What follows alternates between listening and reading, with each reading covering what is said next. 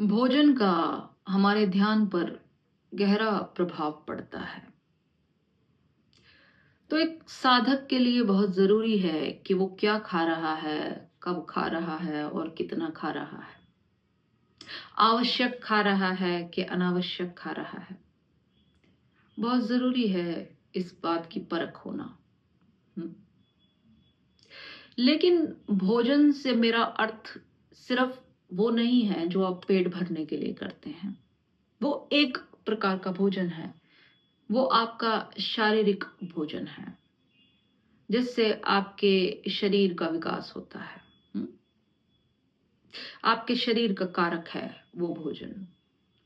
लेकिन यहाँ जिस भोजन के बारे में मैं बात कर रही हूँ, वो आपका ऐंद्रिक भोजन है। यानी वो सभी प्रकार का आहार जो आप अपनी इंद्रियों को देते हैं, वो भी एक प्रकार का भोजन है। हाँ, अगर आप केवल शरीर में जीते हैं और शरीर को ही सत्य मानते हैं, तो फिर आपको इस ऐंद्रिक आहार के बारे में ज़्यादा फ़िक्र लेने की ज़रूरत नहीं है। क्योंकि शरीर से ज़्यादा किसी और चीज़ का अस्तित्व नहीं है आपके लिए।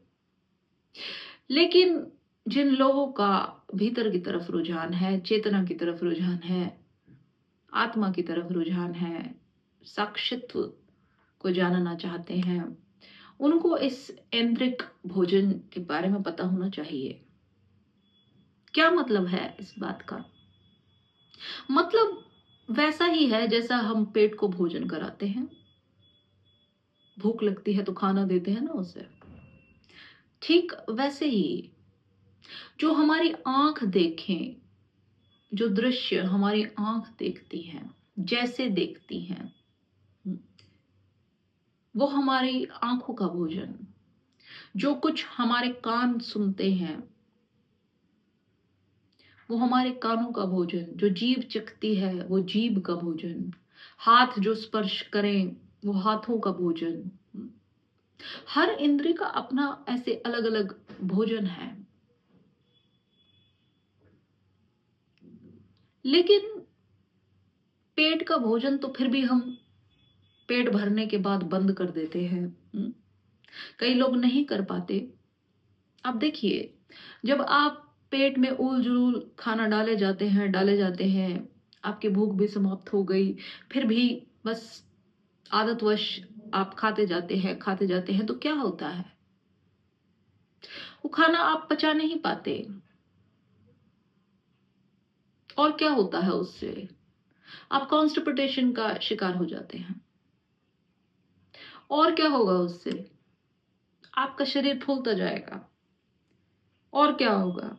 आपको बीमारियाँ लगती जाएँगी, माने अनेकों अनेक परेशानियाँ हैं। ठीक इसी प्रकार जब आपकी ये इंद्रियाँ व्यवस्थित तरीके से नहीं खाती, इन्हें व्यवस्थित आहार नहीं मिलता। कहने का मतलब कुछ भी ऊल-जुलूल इनमें पड़ता रहता है, आँखें कुछ भी देखें, कानें कुछ भी सुनें, हुँ? जीभ किसी भी चीज़ की डिमांड करने लग जाए, नाक कोई भी गंध माँगने लग जाए, हुँ? और आप बिना किसी फ़िक्र के बस उन इंद्रियों की इस अनावश्यक वृत्ति को पूरा करने की चेष्टा में लग जाएँ, तो क्या होगा? फिर इससे वैसा ही नतीजा निकलेगा जैसे पेट में ज़्यादा खाना डालने से निकलता है। उसका नतीजा कॉन्स्टिपेशन है, इसका नतीजा मेंटल कॉन्स्टिपेशन है। अब क्या होगा इससे? आपके भीतर भिन्न-भिन्न प्रकार के आवश्यक, अनावश्यक विचार चलने लग जाएँगे। उन विचारों को बीज आपने ही डाला है अपने भीतर। कुछ भी देख के, कुछ भी सुन के, कुछ भी चख के, कुछ भी छू के, कुछ भी सूंघ के, वो जो विचार है वो आपने खुद डाला है अपने भीतर। अब वो विचार बढ़ते चले जाते हैं, बढ़ते चले जाते हैं, और इन विचारों से आपका मन क्रिएट होता है। मन इन विचारों का ही एक बहुत बड़ा पूल है। मन का ही तो संसार है ये सारा, मन की ही तो माया है। लेकिन ये हुआ कहाँ से? आप किसी भी फालतू चीज को देख रहे हैं, कुछ भी फालतू बात सुन रहे हैं। हुँ? कोई भी गंध आपको आकर्षित कर रही है, वहां उड़े चले गए आप। हुँ? कभी यहाँ, कभी वहां, कभी यहाँ, कभी वहां। इससे ये विचार सर्कुलेट होने लगते हैं आपके दिमाग में, जो अननेसेसरी हैं, जिनका कोई काम नहीं है। तो ये जो मन है, ये भी जैसे उस ज़्यादा खाने वाले व्यक्ति की तरह फूलना शुरू होने लगता है। आपके मन का फैलाव बढ़ने लगता है और जितना मन फैलता जाता है, उतनी चेतना दबती जाती है, दूर होती जाती है। हुँ। तो जैसे कोई व्यक्ति अपने शारीरिक आहार को सीमित करके, हुँ, सुपाच्य भोजन लेके, अच्छा भोजन लेके जो उसके शरीर के लिए अच्छा है, अपने पेट को कम कर लेता है, अपनी शारीरिक बीमारियों को कम कर लेता है। उसी प्रकार व्यक्ति जब इन इंद्रियों को अच्छा भोजन प्रदान करने लग जाए, सीमित, आवश्यक और अनावश्यक को हटाने लग जाए, तो वो पाएगा कि इन इंद्रियों का फैलाव भी ठीक उसी प्रोपोर्शन में कम होने लगा। हुँ? अब इन इंद्रियों की व्यवस्था कुछ और होने लगी, ये ज़्यादा फिट होने लगी। पहले आप इनके अनुसार चलते थे, अब ये आपके अनुसार चलने लगी। हुँ? जब आपकी आँखें वही देखें जो देखना ज़रूरी है, ज़रूरी नहीं कि कोई कहीं पोस्टर लगा है, तो आप उसे देखें ही। कोई न्यूज़ कहीं चल रही है, तो आप उसे देखें ही, उसे सुनें ही। हुँ? बहुत सी चीज़ें तो हम सिर्फ़ आदतवश करते हैं, कोई काम नहीं है उनका। लेकिन हम ये नहीं समझते कि इस आदत का प्रभाव क्या है। आपकी ये आदतें आपके भीतर विचार बनाती हैं और फिर ये विचार कहीं जाते थोड़ी हैं। ये आपके भीतर सर्कुलेट होते रहते हैं, होते रहते हैं, होते रहते हैं। और जैसे ये विचार सर्कुलेट होते हैं, कई विचार आपकी रियलिटीज़ बन जाते हैं। पर इन फर्स्ट प्लेस अगर ये आपके भीतर आए ही ना होते, तो क्या होता? तो कुछ भी ना होता। हुँ? कुछ भी ना होता। जब कोई व्यक्ति इस तरीके की ऐन्द्रिक व्यवस्था करता है, तब वो एक और बात देखता है अपने भीतर कि अब उसकी आँखें वैसे नहीं देखती जैसे पहले देखती थी। पहले सिर्फ़ बाहर देखती थी, अब उन आँखों का जुड़ाव कहीं भीतर की चेतना से हो गया। अब वो भीतर देखने लगी, ट्रांसपेरेंट हो गई, पारदर्शी हो गई। उन्हें कुछ ऐसा भी दिखने लगा जो अब दुनिया को नहीं दिखता। उस व्यक्ति के कान अब वो भीतर की चेतना की आवाज़ सुनने लगे, जो बहुत धीमी आवाज़ है, जो इतने शोरगुल में, इतनी ध्वनियों में आपको कभी सुनाई नहीं पड़ सकती। पर जैसे ही वो बाहर का शोर कम हुआ, भीतर की आवाज़ सुनाई पड़ने लगी।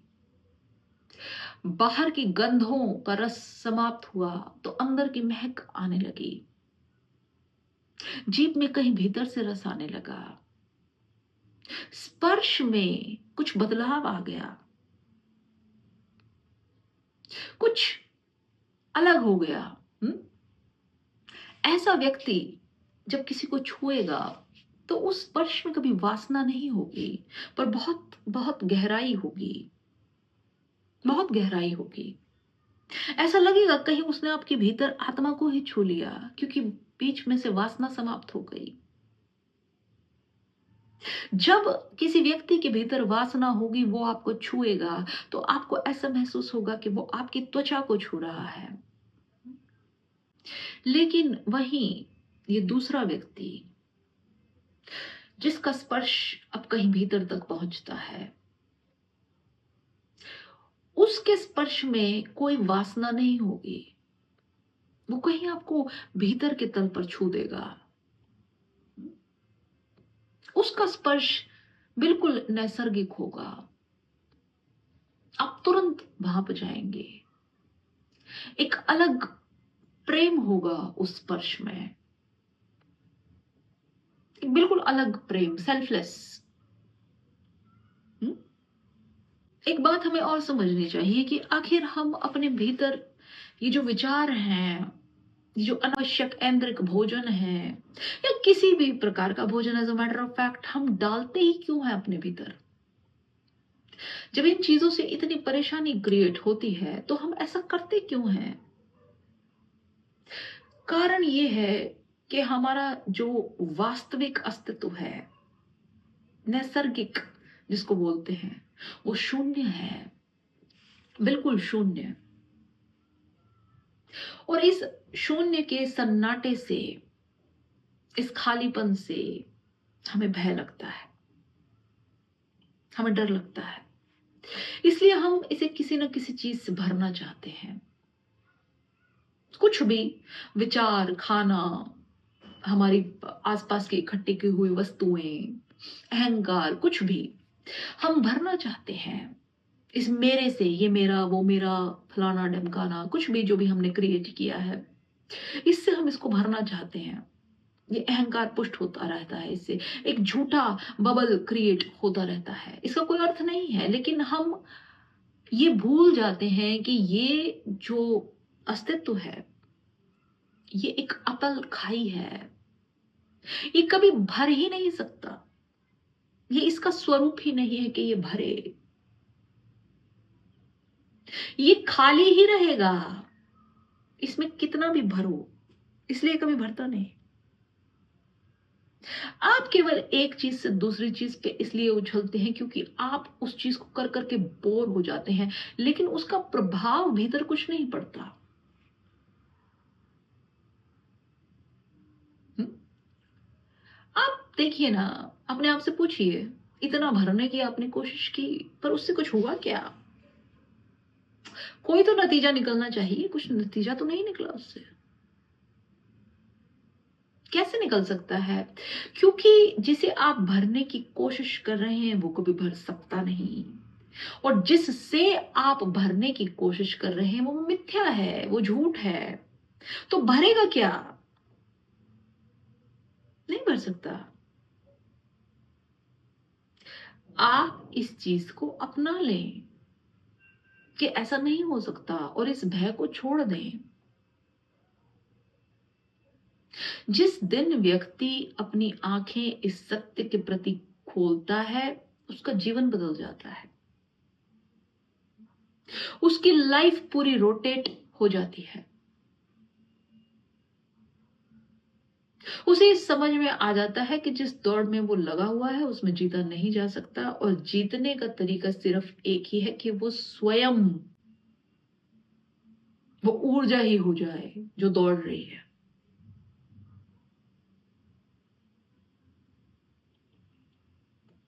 इस अस्तित्व में ही स्वयं विलीन हो जाए, बस यही तरीका है, और कोई तरीका नहीं है।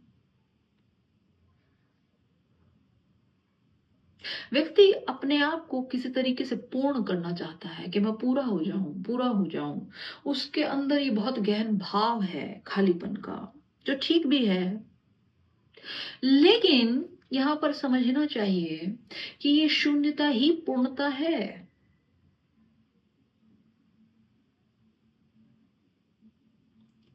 ऐसा क्यों?